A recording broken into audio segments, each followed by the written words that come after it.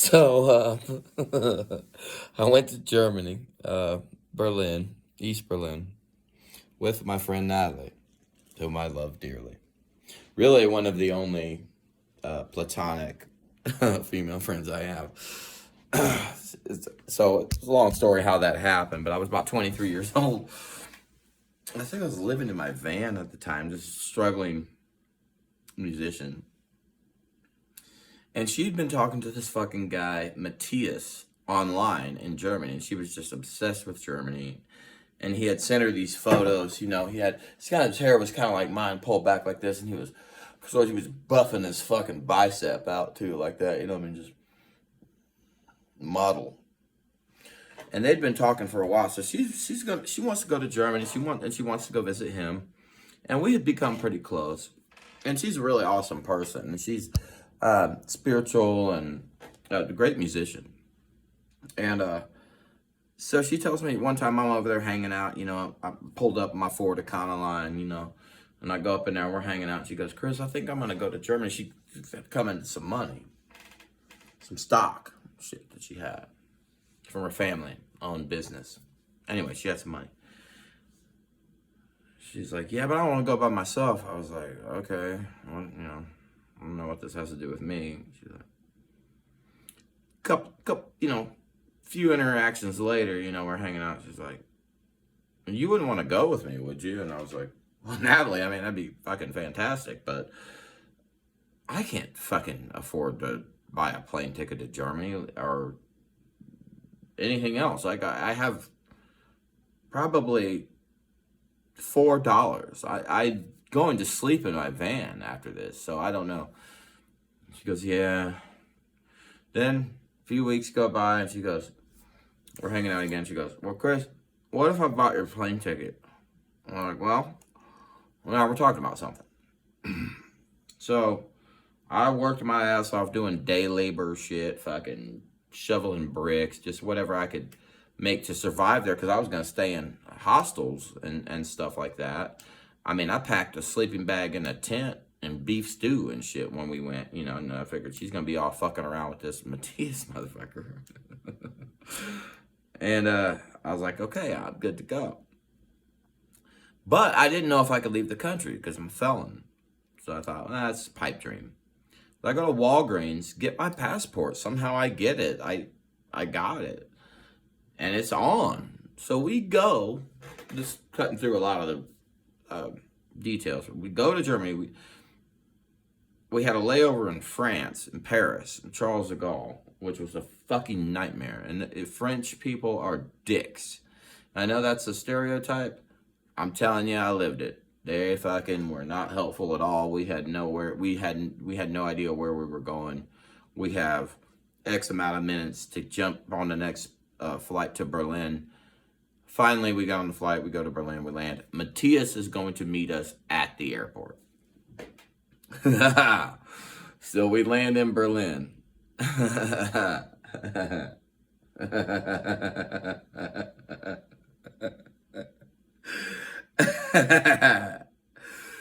This motherfucker walks up. He's about 5'4", scraggly ass hair. Motherfucker's got on one of them hippie sweaters with the wool knit shit, rat fink shit coming off of it. This motherfucker walks in, and so actually the first thing he did was look at me, and this is what he did. He went, I'm not a fucking big guy, but to him, he was like, oh shit. And then, they embraced or whatever. And then he met us there like a good gentleman. And he took us to our hotel, Hotel Astron in Alexanderplatz in East Berlin. So he drops us off there. They say their goodbyes. Immediately something's off. So I stay there in her hotel. It was a 4-star hotel in Berlin. Like, I'm ready to stay in a hostel. I brought a tent. I brought sleeping bags. I brought canned goods. Like, I had not a lot of money. I had like a couple $100 that I worked to get. So, no, wait a minute. Yeah. Yeah, we go to the hotel, but he stayed. And then we all went out to dinner, which she paid for, in an expression of gratitude for me going with her and helping her, because she's agoraphobic. She has very bad social phobia and also OCD and stuff like that. She needed to go with someone, and if it was going to be anyone, she was going to pick me. And in gratitude for him picking her up and picking us up and taking us to the hotel and stuff. So yeah, it was that same night. So we went out, we had dinner, and then we went to this, German bar, German pub. So we're hanging out. I'm in this fucking German pub. I don't understand anything what's going on. Like, I hear these people talking. I can't understand a fucking word. I remember very vividly sitting at this bar, looking at what was around the bar and hearing, and just, utter fish out of water. Like, what the fuck is going on? Where am I? Because like here, if you hear another language, it might be Spanish or something. I can understand and detect a little bit of Spanish. This was utterly foreign. No fucking idea. I'm sitting there by Natalie. He's over here fucking kind of weaseling up to her. And so then he's like, he grabs me. He's like, hey, meet these people over here. And like into the other room where they were playing foosball. So I ended up playing foosball with these guys. I made friends with these motherfuckers. I'm, friends for life. I got their numbers and shit. But he was trying to get her alone. I really need to cut through the red tape because I go on and on and on and on and on about this shit. So, long story short, he ended up just being a fucking bum.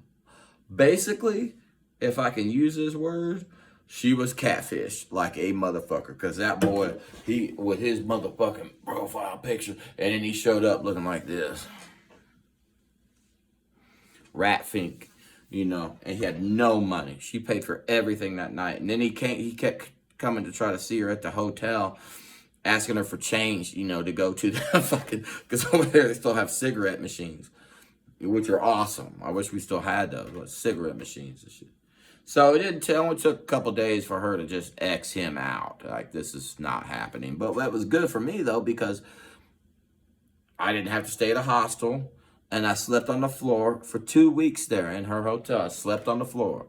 We did no fooling around. I didn't want, maybe we could have, but I didn't want to fuck this up. I didn't want to complicate shit, and she didn't push the issue either. And it was a really fucking amazing time, and I think we both did the right thing. Until this one night.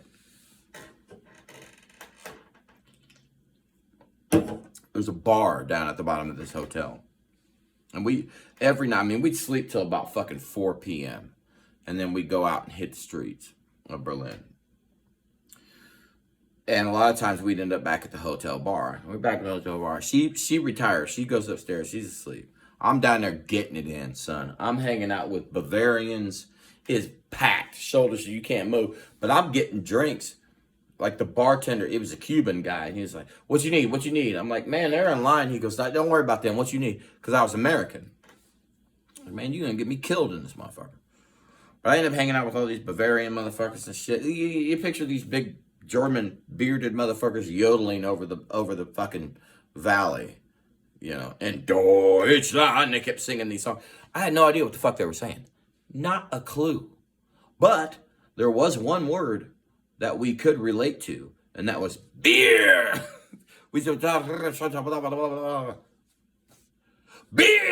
We just kept drinking beer. So the whole time I was staying in this hotel room with her, I stayed. So if you see this one, this is actually the exact layout.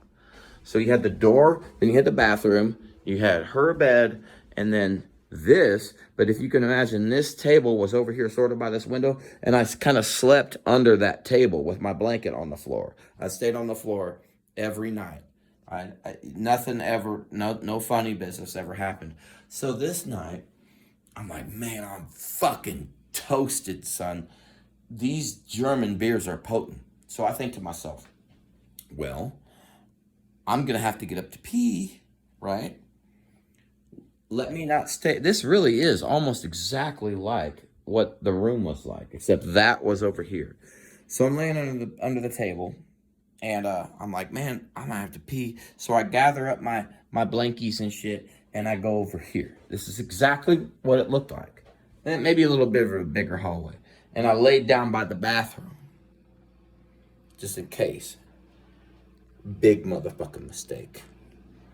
Big motherfucking mistake, because in the middle of the night, when I was sleepwalking and going to pee, this is where I went. Over here. Natalie's over here. There's a shelf, though, right here. And her Walkman is there. And I don't know I'm doing this. I'm completely oblivious. And I'm asleep. And then I hear her say, Chris, what the fuck are you doing? What the fuck are you doing? And it was at that moment. I don't know if you've ever peed on carpet, but after you've peed on it for a while, it starts to puddle up, and then it will start to make a sound. I'm pissing right here, right there. She's right there. I'm pissing, but I'm pissing on her Walkman, her tape player, like it was a cup or something. I don't know what I was thinking. On her headphones and everything. I'm pissing on it, and it's trickling down. It's gathering up. And she reaches over, just like right here, and she flips the light on. She goes, what are you doing? And I was like, nothing. What? God. And I went immediately into the bathroom. This is exactly what happened. Now, this is backwards. So all this was over here.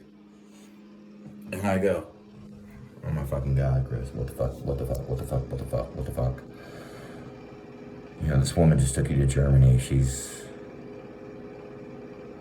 You just pissed. You just pissed all over the floor. All over her Walkman. I mean, what the fuck, dude? And I am fucking mortified. I don't want to go back out there. Right? Door shut. All this is backwards. Yeah, I can't go back out there. So what I do is I grab some towels. I run the hot water. I get that shit hot. I'll start sucking. All I can do is go out there and clean it up. Try to scrub it up.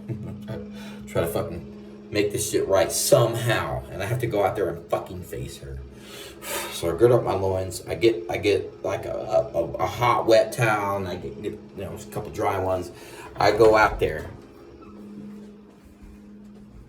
She's in this bed, and when I come out, she's fucking laughing her ass off. I'm like, oh my God, thank God. She's like, Chris, you just stood there and peed. I'm like, yeah, I know. I'm so fucking sorry, Natalie. I'm so sorry. I get down on my fucking hands and knees. I start scrubbing this shit. I'm like, I'm so fucking sorry. I swear to God, I didn't know what I was doing. I laid in the wrong spot. I was used to being over here. I don't know. I'm so sorry.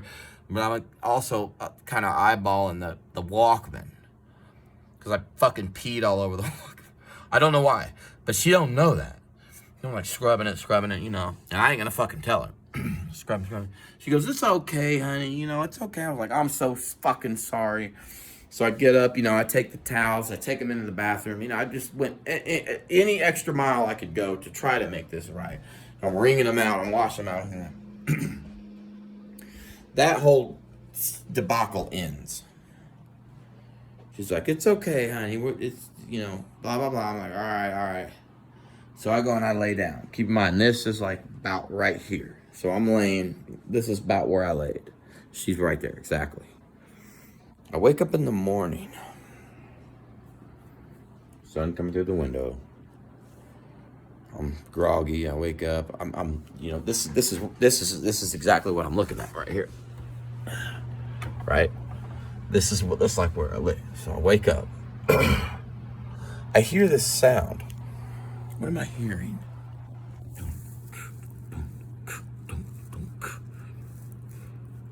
It takes me a minute to... it's like music, but it's muffled. It's Rammstein. But it's very low. I look up. Natalie's in bed.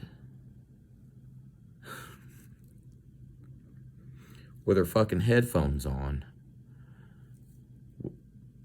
playing her Walkman, bopping to Rammstein. And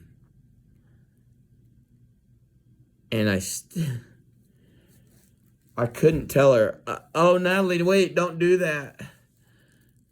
I peed all over that fucking thing last night. You know, I couldn't find the heart to tell her. And, you know, her head's just bobbing.